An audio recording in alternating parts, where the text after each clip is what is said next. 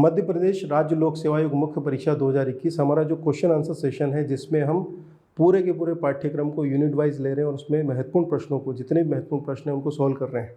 ठीक है, तो हम यूनिट नंबर 1 के अंतर्गत आज शुरू करेंगे स्वामी विवेकानंद को, और इसमें सबसे पहले हम बात करने वाले हैं 2 अंकी प्रश्नों में। सबसे पहला प्रश्न जो कि आपसे बच सकता है वो है रामकृष्ण मिशन। मान लीजिए कि ये एक वर्ड के रूप में आपके सामने आ जाए, रामकृष्ण मिशन। तो इसकी स्थापना 1897 में, आप बताइए, स्वामी विवेकानंद द्वारा। रामकृष्ण मिशन और रामकृष्ण मठ, ध्यान दीजिएगा, ये 2 अलग अलग चीज़ें हैं। आप वहाँ पर इनको मिला सकते हैं आपस में। तो अगर रामकृष्ण मिशन आए तो बता दीजिएगा कि एक संस्था है 1897 में स्वामी विवेकानंद द्वारा स्थापित की गई थी, और इसका मुख्य उद्देश्य था मानव कल्याण और सेवा कार्य। स्थान कलकत्ता है, ये बताइए। उसके बाद बताइए वेदांत सोसाइटी। वेदांत सोसाइटी की स्थापना 1894 में स्वामी विवेकानंद द्वारा कहाँ पर हुई है? न्यूयॉर्क, अमेरिका में। ठीक है, इस बात को समझिएगा, 1893 का जो शिकागो धर्म सम्मेलन था उसके पश्चात अमेरिका में ही वेदांत सोसाइटी की स्थापना स्वामी विवेकानंद द्वारा की गई थी। इसका उद्देश्य क्या था? समाज कल्याण। इसी तरह से कीवर्ड्स में आपको आंसर लिखने हैं। उसके बाद आ जाइए रामकृष्ण मठ। रामकृष्ण मठ की स्थापना कलकत्ता में हुई है 1898 को। ये रामकृष्ण मिशन नहीं, ये रामकृष्ण मठ है ना। संस्थापक स्वामी विवेकानंद है और उद्देश्य वही है, समाज कल्याण या दरिद्र नारायण की सेवा करना। इसी तरह से एक प्रश्न बन सकता है 2 अंक के लिए, वो है शिकागो धर्म सम्मेलन। शिकागो धर्म सम्मेलन के बारे में बताइए कि 1893 में आयोजित किया गया था। भारत की तरफ से या भारतीय प्रतिनिधि के रूप में यहाँ पर स्वामी विवेकानंद ने सहभागिता की थी, और वहाँ पर जाकर उन्होंने विश्व के प्रमुख धार्मिक संगठनों और उनके प्रमुखों के सामने भारतीय धार्मिक सांस्कृतिक मूल्यों को अवगत कराया था, उनको प्रकट किया था।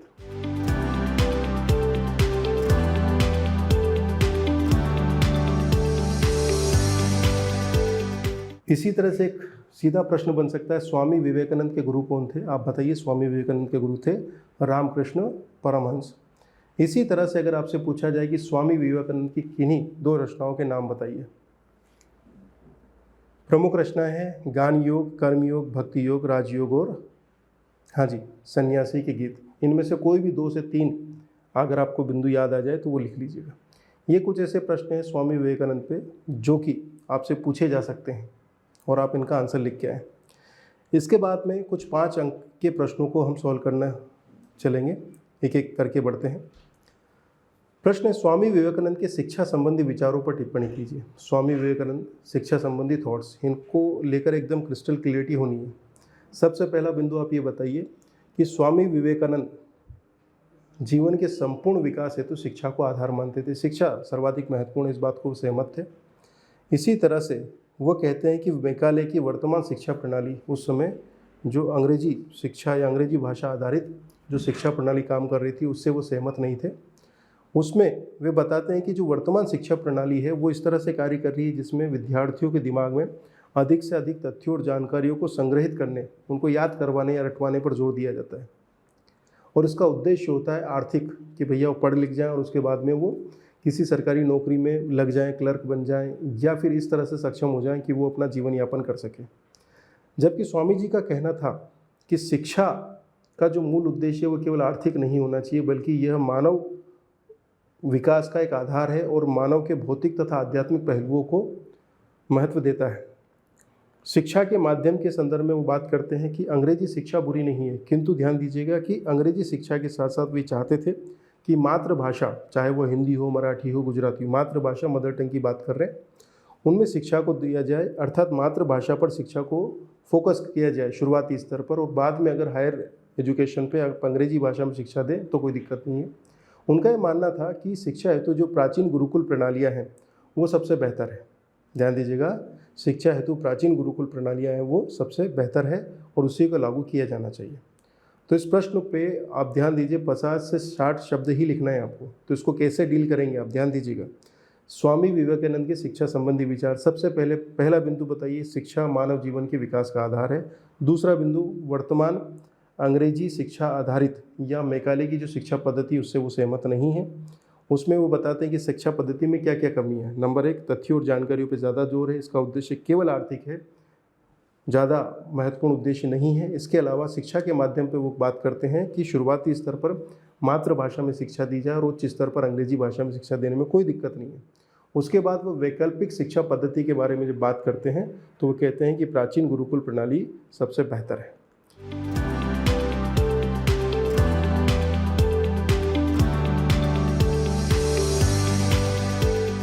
चलिए नेक्स्ट क्वेश्चन की तरफ चलते हैं। स्वामी विवेकानंद के दार्शनिक विचारों को स्पष्ट कीजिए। स्वामी विवेकानंद के दार्शनिक विचारों को स्पष्ट कीजिए।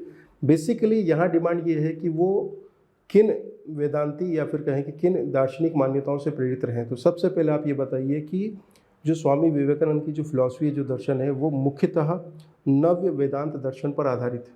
मुख्यतः किस पर है? नव्य वेदांत दर्शन पर आधारित है। इसके अलावा उनके दार्शनिक विचारों पर उनके गुरु रामकृष्ण परमहंस के विचारों का प्रभाव है। इसके अलावा उन्होंने अपने जीवन में जो अनुभव प्राप्त किए, ये 3 आधार निर्मित करते हैं उनके दर्शन संबंधी विचारों का। सबसे पहले वो कहते हैं नव्य वेदांती दार्शनिक। अब देखिए, वेदांती दार्शनिक या नव्य वेदांती दार्शनिक, ये शब्द आप बार बार पढ़ेंगे किसी के बारे में। वेदांती दार्शनिक या वेदांत दर्शन है वो मूलतः शंकराचार्य का है, और शंकराचार्य के मूल दर्शन को अगर आप समझते हैं तो वो स्पष्ट करते हैं कि यह जो संसार है, यह जो सृष्टि है, यह ईश्वर के अतिरिक्त कुछ है ही नहीं। वो बताती है कि सब कुछ ब्रह्म ही है। वो ये मानते हैं कि जीव अजीव जड़ चेतन, आप में, इसमें, उसमें जो अंतराल दिखाई देता है, ये ब्रह्म की जो ईश्वरी शक्ति है, या कहें कि एक लौकिक शक्ति है माया, उसके प्रभाव के कारण ये नजर आता है। अलौकिक स्तर पर ये सब कुछ एक भ्रम की तरह दिखाई देगा और आपको समझ में आ जाएगा कि आप ब्रह्म के अतिरिक्त कुछ है ही नहीं, क्योंकि आप केवल उस ईश्वर या उस ब्रह्म की अव्यक्ति मात्र है, इससे अलग कुछ है ही नहीं। इस बात को वो प्रेजेंट करते हैं। अब इसमें एक समस्या थी। समस्या ये थी कि वेदांत दर्शन, या यूँ कहें कि अद्वैत वेदांत, ये स्पष्ट करता है कि ये संसार माया है, भ्रम है। तो अगर ये भ्रम है तो यहाँ की समस्याएं भी क्या है? भ्रम हो जाएंगी। फिर क्या आवश्यकता है विकास की, या फिर और कोशिश करने की कि हम किस तरह से आगे बढ़ें? इन समस्याओं के समाधान की क्या आवश्यकता है? तो ब्रिटिश का भारत पे शासन भी भ्रम हो गया। फिर हम क्यों स्वतंत्र आंदोलन लड़े? इस समस्या के समाधान में आप देखेंगे नव्य वेदांत दर्शन। वेदांत दर्शन या शंकराचार्य के अद्वैत वेदांत दर्शन से नव्य वेदांत दर्शन इस तरह से अलग है। नव्य वेदांत दर्शन भी अंतिम रूप से शंकराचार्य के दर्शन को मानता है। वो ये कहता है कि अंतिम रूप से तो सब कुछ ईश्वर ही है, सब कुछ ब्रह्म ही है, किंतु जब तक हम इस भ्रम में हैं, इस लौकिक जगत में हैं, ये वस्तु सत्य है।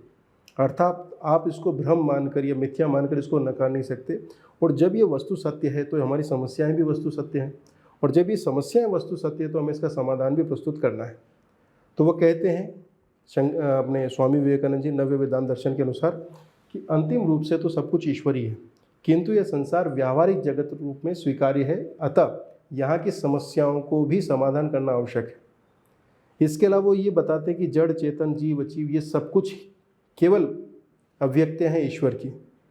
इस आधार पर वो कहते हैं कि हमें प्रकृति तथा मानव के मध्य सहचर्य स्थापित करना है। जब 2 मानव समूहों के मध्य इस बात को लेकर झगड़ा नहीं होगा कि तुम अलग हो मैं अलग हूँ, दोनों ही उस ईश्वर की अव्यक्तियाँ हैं, और उसी तरह से प्रकृति भी ईश्वर की अव्यक्ति है। तो जब हम सभी उस ईश्वर की अव्यक्तियाँ हैं तो हमें विभेद कैसा, हमें टकराव कैसा? तो यहाँ पर वो संघर्षों की समाप्ति के क्रम में, या फिर पर्यावरण को सम्मान देने के क्रम में, या पर्यावरण को संरक्षित करने के क्रम में ये विचार काफ़ी महत्वपूर्ण नज़र आता है। फिर से कंक्रीट कर देता हूँ, इसको मैं अंडरलाइन कर देता हूँ, हाईलाइटेड कर देता हूँ। स्वामी विवेकानंद नव्य वेदांती दार्शनिक, इसके अनुसार ये संसार, ये प्रकृति, ये मानव, ये जड़ चेतन सब कुछ ईश्वर की अव्यक्तियाँ हैं, परंतु ये वस्तु सत्य है, ये वास्तविक सत्य है। ठीक है, इस बात को ध्यान दीजिएगा।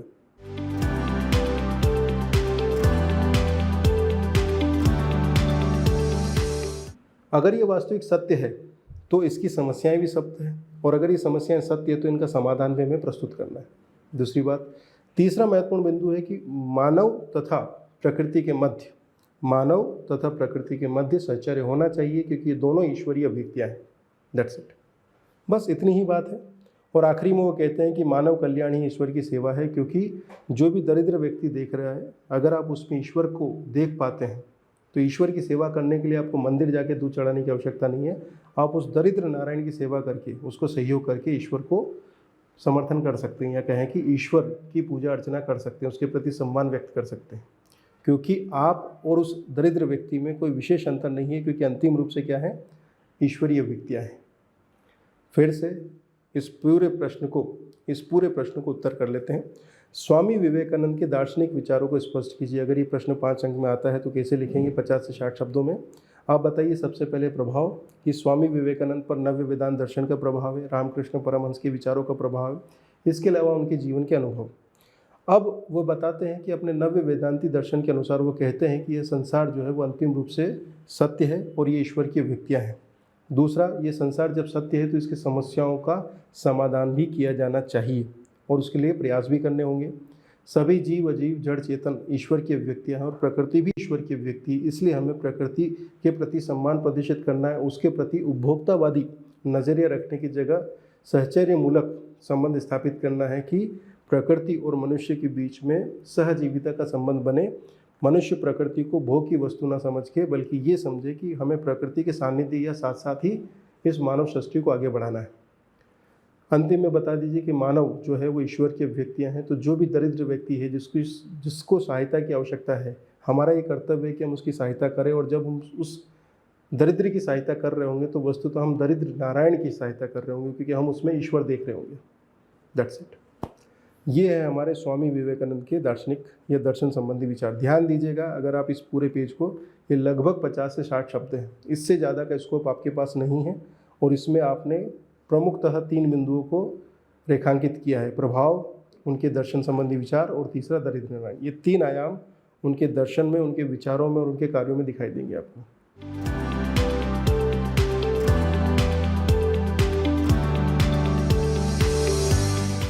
तीसरा प्रश्न है, स्वामी विवेकानंद के धर्म संबंधी मत पर टिप्पणी कीजिए कि उनके धर्म संबंधी रुझान क्या था, वो धर्म के बारे में क्या नज़रिया रखते थे, ये प्रश्न है।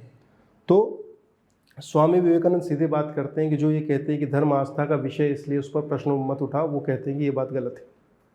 वो सीधी बात करते हैं कि धर्म जो है वो तर्क प्रधान होना चाहिए, तार्किकता आधारित होना चाहिए। और अगर हम तार्किकता को नहीं लेंगे धर्म में, तो धर्म क्या करेगा, हमें आडंबर और कट्टरता की तरफ लेके जाएगा और संघर्षों को जन्म देगा। पहली धारणा धर्म के प्रति स्वामी विवेकानंद की वो यही है कि धर्म तर्क आधारित होना चाहिए, यह आस्था या अंधविश्वास आधारित नहीं होना चाहिए, क्योंकि अगर ऐसा होगा तो वहाँ पर आडंबर तथा कट्टरता फैलेगी। दूसरा, धर्म के प्रति उनका नज़रिया वैज्ञानिक है। वैज्ञानिक नज़रिया क्या करता है, वही तार्किकता को आधार बनाता है, जो तर्क सम्मत है, जो साबित किया जा सकता है, जिन पर विश्वास करना आसान हो। स्वामी विवेकानंद के धर्म संबंधी मत पर विचार कीजिए, टिप्पणी कीजिए। अगर आपको 50 से 60 शब्दों में लिखना हो तो कैसे हो पाएगा। सबसे पहली बात ये बताएं कि धर्म के प्रति उनका जो नज़रिया है वह आस्था प्रधान नहीं है, वो तर्क प्रधान है। क्योंकि उनका मानना है कि अगर आस्था को हम केंद्र में रखेंगे और तर्क को साइड में रखेंगे तो उससे समस्या क्या होगी, आस्था आपको क्या करेगी, अंधविश्वास की तरफ लेके जाएगी, आडंबर और कट्टरता की तरफ बढ़ाएगी और इससे संघर्ष उत्पन्न होंगे। दूसरा उनका बिंदु है धर्म के संदर्भ में, वो कहना चाह रहे हैं कि धर्म वैज्ञानिक तर्कों पर आधारित होना चाहिए। वो वैज्ञानिक नज़रिए की बात करते हैं। इसके बाद वो बात करते हैं कि हमें अलग अलग मतों की जगह सार्वभौमिक धर्म की ओर आगे बढ़ना चाहिए। अब ये सार्वभौमिक धर्म क्या है, क्या ये अकबर के दीन इलाही की तरह है या अशोक के धर्म की तरह, उत्तर है नहीं। स्वामी विवेकानंद ने सार्वभौमिक धर्म की बात कही, परंतु ये किसी प्रकार का कोई नवीन मत नहीं, बल्कि उन्होंने कहा, ध्यान दीजिए, यह कोई नवीन धर्म नहीं है, बल्कि विभिन्न धर्मों में पाए जाने वाले नैतिक मूल्यों का एक रूप है।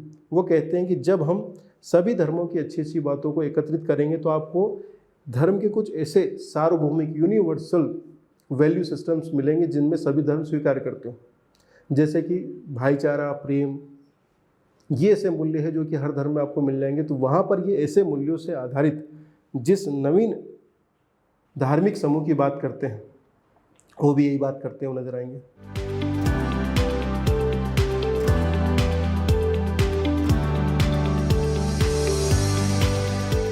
धर्म का जो स्वरूप है यहाँ पर वो बताएंगे मानवतावादी। ध्यान दीजिएगा, मैंने 4 की पॉइंट बता दिए। पहला बिंदु क्या है, स्वामी विवेकानंद का धर्म के संदर्भ में आस्था नहीं तर्क केंद्र में, ठीक। दूसरा नज़रिया है उनका वैज्ञानिक दृष्टिकोण। तीसरा नज़रिया मिलेगा सार्वभौमिक धर्म के समर्थक। सार्वभौमिक धर्म क्या है, इसके बाद में फिर धर्म का स्वरूप कैसा हो, मानवतावादी। इसका मतलब है कि कोई भी धर्म मानव के लिए है, मानव धर्म के लिए नहीं। देखिए, मानवतावादी जो विचार है उसका केंद्र बिंदु यही है कि जो कुछ भी चीज़ें हैं वो सब कुछ मानव के लिए। इसका मतलब ये नहीं है कि प्रकृति मानव के लिए, सब कुछ मानव के लिए, इसका मतलब उपभोक्तावादी नज़रिया नहीं है कि ये भी खा लूँ, ये भी ले लूँ, वो भी कर लूँ, ये नहीं। इसका मतलब है कि किसी भी चीज़ का मूल्यांकन आपको मानव के हित के संदर्भ में, मानव सभ्यता के हित के संदर्भ में करना होगा। अगर कोई संप्रदाय है जो ये कहता है कि ईश्वर के नाम पर तलवारें उठाना और आपस में लड़ना है, तब मानवतावादी विचार कहेंगे नहीं, ये नहीं चलेगा। हमें क्या करना है? हमें यह सोचना है कि जो धर्म, ये संप्रदाय लोगों को आपस में लड़वाता हो, वह कैसे सही हो सकता है, वह कैसे सही हो सकता है।